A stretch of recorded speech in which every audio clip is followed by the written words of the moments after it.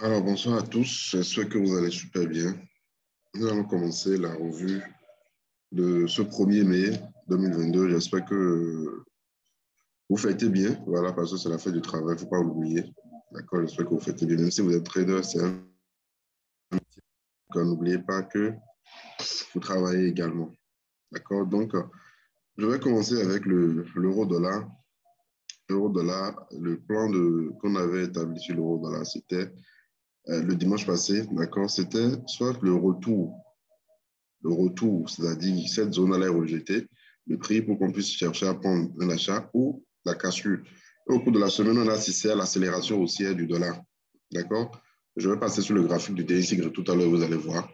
On a assisté à l'accélération haussière du dollar, ce qui a fait que, voilà, on a assisté au retour du prix sur la borne inférieure du biseau d'élargissement qu'on avait identifié sur l'euro USD. Alors, c'est vrai que le prix, je vais aller en hebdo, vous allez voir.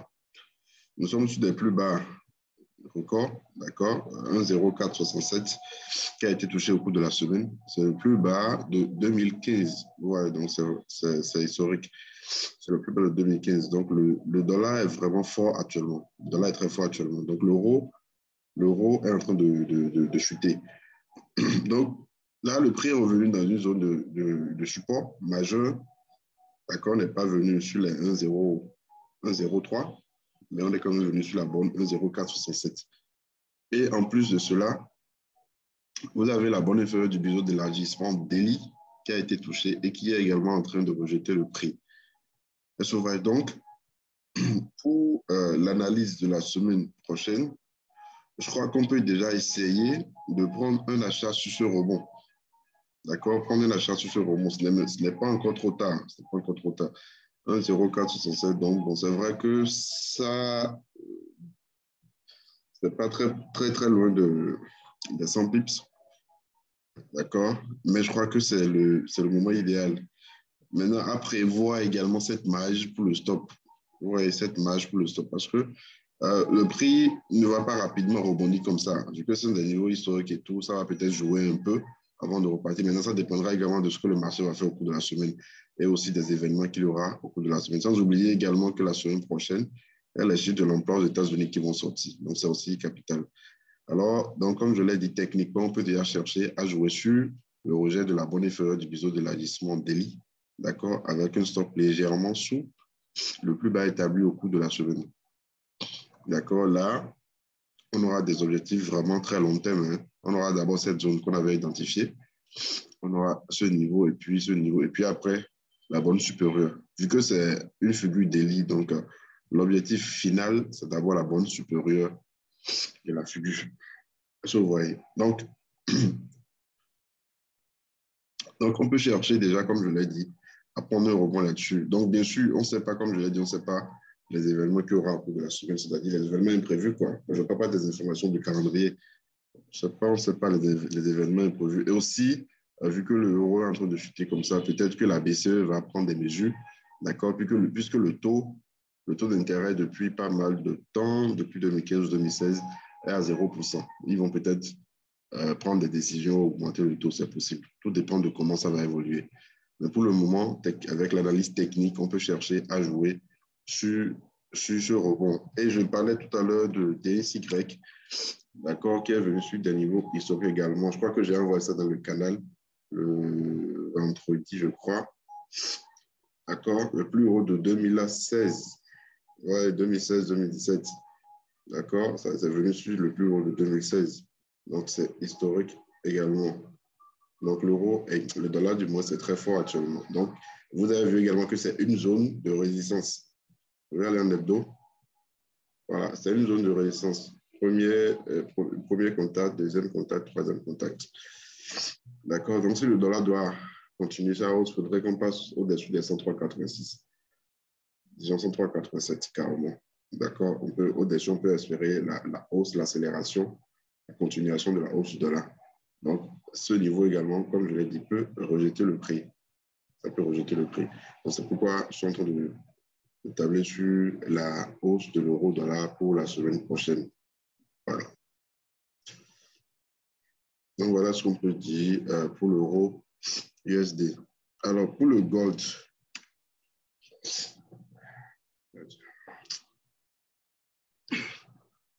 OK, pour le gold, voilà ce que vous avez. Alors, le week-end passé, on voulait jouer sur le rebond de ce support haussier, d'accord, mais ça a cassé finalement. Donc, c'était également dans les prévisions. Ça a cassé, mais c'est revenu dans une zone importante également. Ouais, cette zone qui est une zone, une ancienne zone de résistance qui devient maintenant support et qui a également repoussé le prix ici. D'accord? Donc, on a eu un premier rejet et là, nous sommes en train d'avoir une correction. Bon, je ne sais pas si cette petite droite a joué quelque chose. Voilà.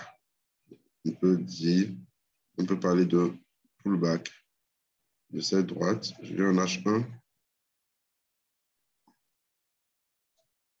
Un instant. Je vais tracer ça. H1, excusez-moi. Voilà. Donc, en H1, voilà. Donc, ça fait cassure pullback en coup.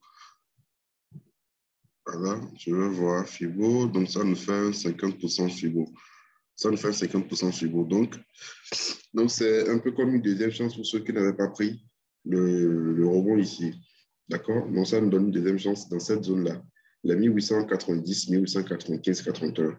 Donc, dans cette zone, on peut toujours chercher le rebond. Toujours est-il que même l'achat dans cette zone, d'accord, le stop, je vais essayer de faire, excusez-moi, je vais essayer de faire une prévision avec un stop légèrement sur ici, sur la zone, avec un premier TP, notamment le niveau.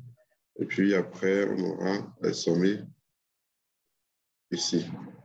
Voilà. Donc, c'est pas mal comme objectif. C'est pas mal comme objectif. Si le rebond à la baisse du dollar se confirme, ça peut également agir sur le gold. Ça peut agir sur le gold. Et aussi avec les tensions actuelles, la crise russo-ukrainienne et tout ça joue sur la hausse du gold. C'est la raison pour laquelle depuis que la crise a commencé, on a eu une forte accélération. Mais depuis, ça n'arrive pas à passer sous cette zone. Ça revient, ça passe, ça revient, ça passe. Donc, on aura probablement une nouvelle accélération, d'accord, à la hausse. Possible. Mais si ça passe sous la zone de 1876, 1889, d'accord, on risque de revenir chercher le support aussi établi qu'on avait tracé en bas ici. Mais pour le moment,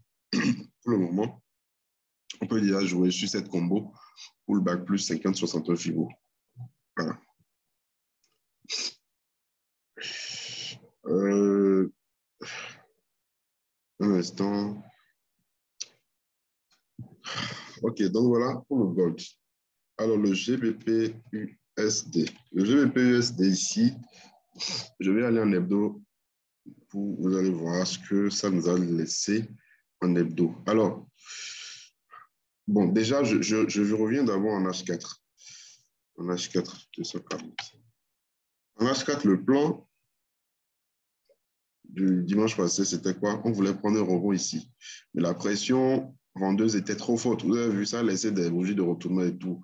On a même eu un début de rebond, mais après, paf, ça a cassé. Le dollar était fort. D'accord, la pression vendeuse sur le GBP également était trop forte. Donc, raison pour laquelle on a cassé, d'accord, la borne inférieure de la figure qu'on a traité tout au long de l'année passée et également cette année. D'accord, mais le prix est venu sur un niveau hebdo. Voilà. Sur un niveau hebdo, qui fait, en fait, c'est un peu comme le scénario qu'on avait tout à l'heure sur le gold en H1, en fait. En hebdo, voilà ce que vous avez. Vous avez un biseau descendant, d'accord? Un biseau descendant cachu qui semble, bon, on peut dire, qui est en train de faire un pullback, en fait. Vous voyez, qui est en train de faire un pullback. Donc, retour sur la borne supérieure du biseau cassé, d'accord? Ce qui coïncide également avec un niveau Fibo. Avec les 68. Donc, c'est extrêmement précis. C'est extrêmement précis.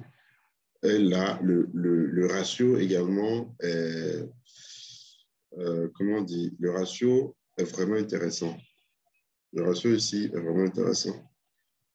Maintenant, voilà, c'est un truc long terme en fait. Donc, il faut faire attention à ça aussi. Voilà. Bien sûr, c'est du très, très, très long terme. Si je dois rester en hebdo. Maintenant, si je viens en daily déjà, voilà, en daily déjà, il faudrait regarder tout ça de plus près.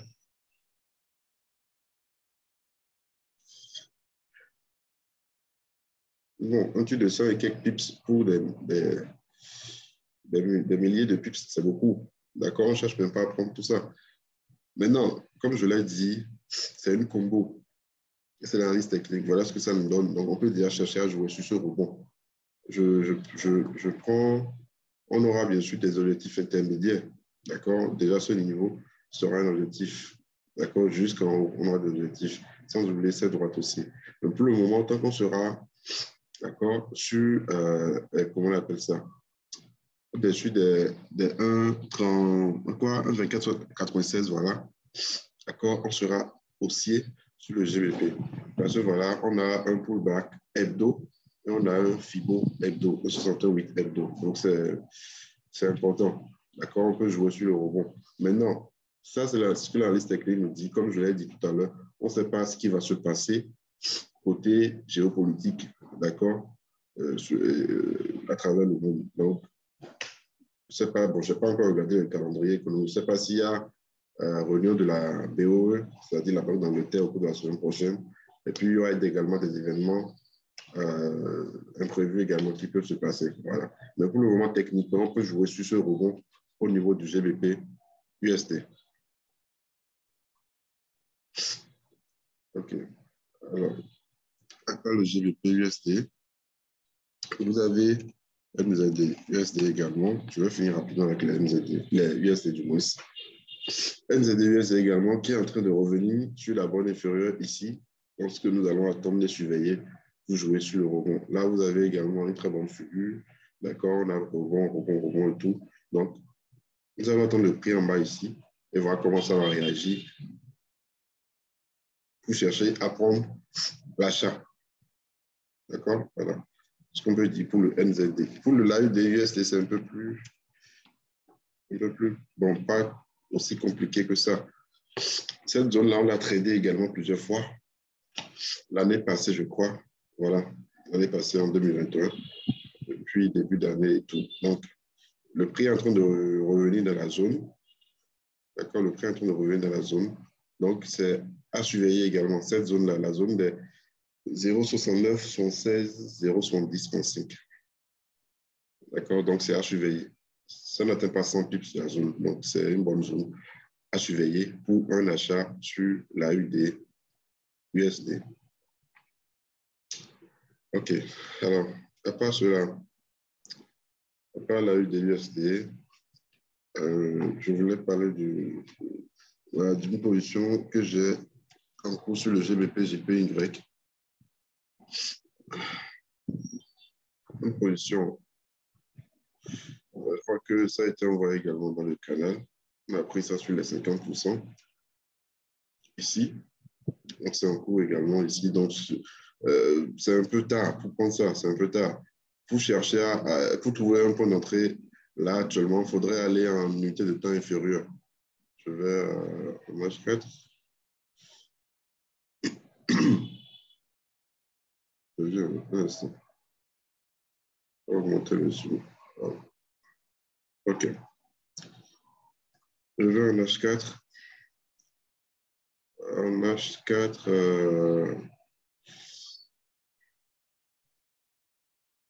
voilà, on peut, s'il y a correction sur ce petit mouvement, on peut chercher un achat là-dessus. Alors, le truc, c'est que ce qu'on visait, c'était la droite des liquides passant les sommets là. Voilà, c'est cette droite-là qu'on visait en fait. D'accord? Donc, ça peut donner, ça peut laisser, ça peut vous donner une nouvelle opportunité pour ceux qui n'avaient pas pris l'achat ici. Comme ça peut continuer comme ça en même temps. Si ça continue, donc il n'y a pas de possibilité de rentrer dedans l'achat. Donc, on sera obligé d'attendre le prix en haut, en fait. Ou bon, cassure, pour ceux qui aiment les cassures, hein, vous attendez la cassure du sommet ici et pour acheter en haut ici. Voilà. Alors, Il y a une paire que je suis en train d'oublier là. Je ne me rappelle plus trop. Hein. Voilà, c'est la UDNZ, je crois. J'ai vu un truc là-dessus.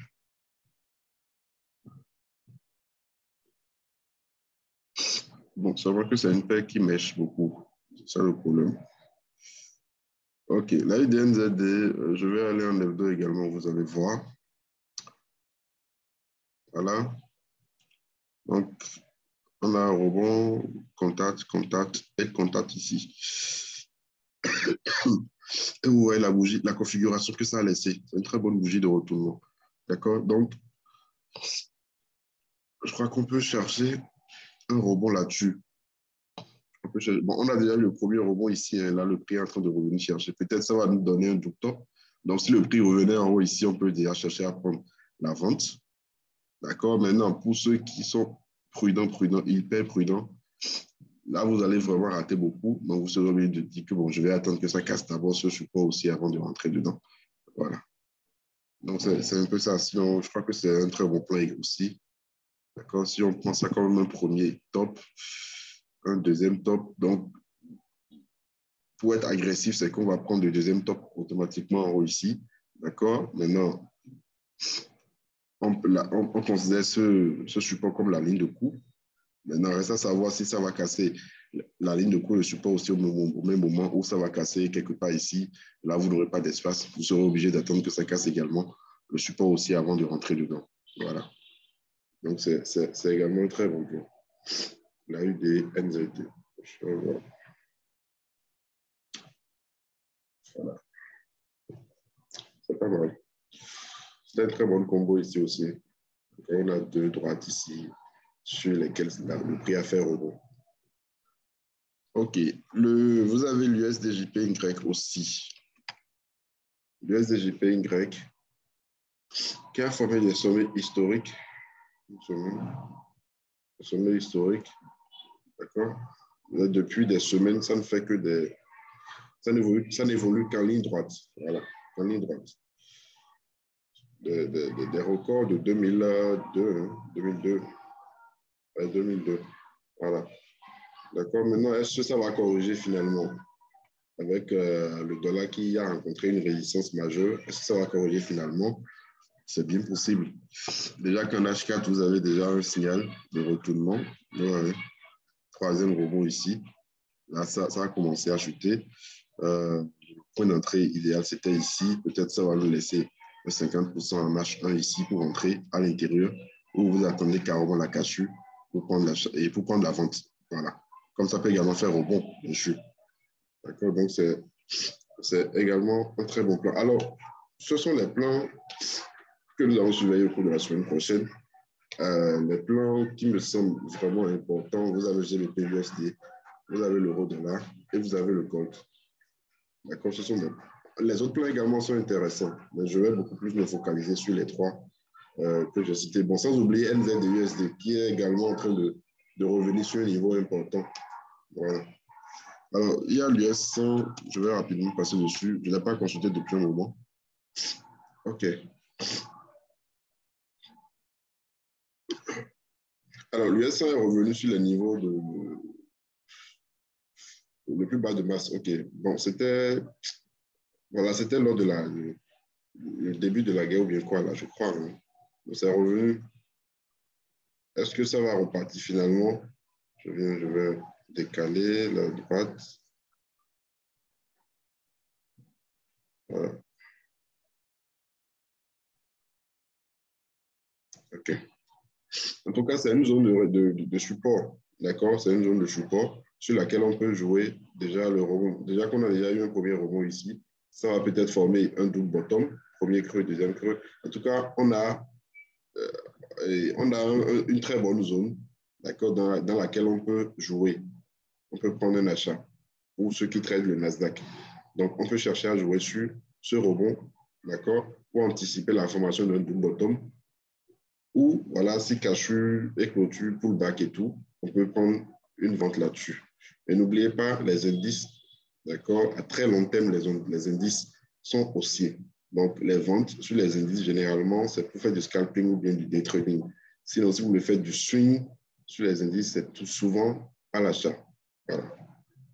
Alors, bon, je ne sais pas s'il y a des questions, sinon on va s'arrêter là. Alors, j'invite ceux qui n'avaient jamais suivi le séminaire ISM, ceux qui n'ont jamais suivi un séminaire ISM organisé, d'accord, par moi, que ce soit en présentiel au Bénin, Togo, Côte d'Ivoire, Burkina, Gabon, Cameroun et tout, ou en ligne, vous avez la possibilité de suivre le prochain séminaire le 14 mai prochain. Nous sommes à 2 semaines exactement. Le 14 mai prochain, c'est gratuit. La seule condition, c'est que vous devez être un client ISM. Vous devez ouvrir un compte réel ISM.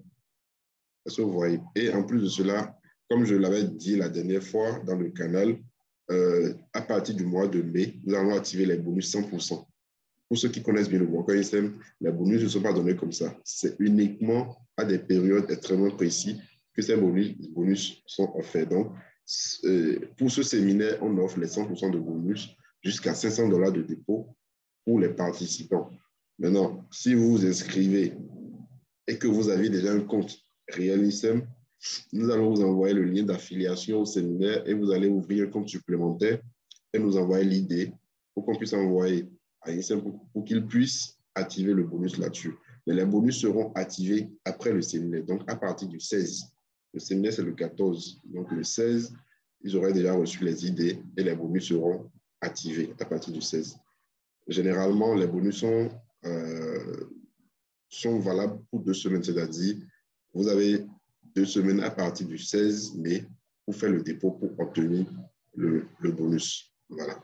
D'accord? Donc, si vous n'avez jamais suivi le séminaire, si vous n'avez jamais suivi une formation avec moi, vous avez la possibilité de suivre le séminaire prochain du 14 mai qui porte, d'accord, notamment sur ce que je ne cesse de dire dans le canal, c'est-à-dire les retracements de FIBO, la stratégie utilisée.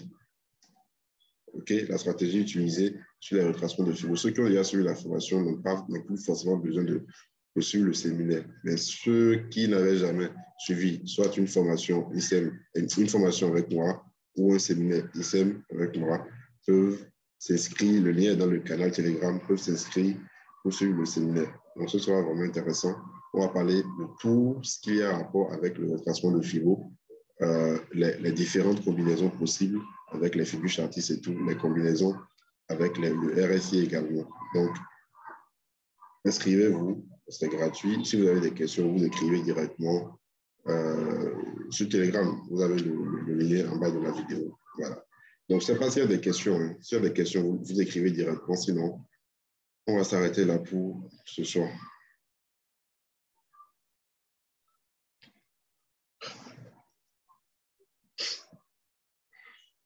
Est-ce qu'il y a des préoccupations?